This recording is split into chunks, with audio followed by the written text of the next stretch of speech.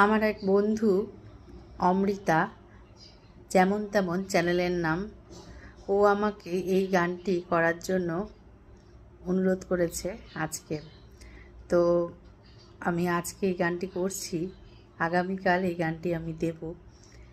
কৃষ্ণ চূড়ার বনে ছায়া ঘন পথ, আঁকা বাঁকা পথ, আমার আঙিনা থেকে চলে গেছে তোমার মনে।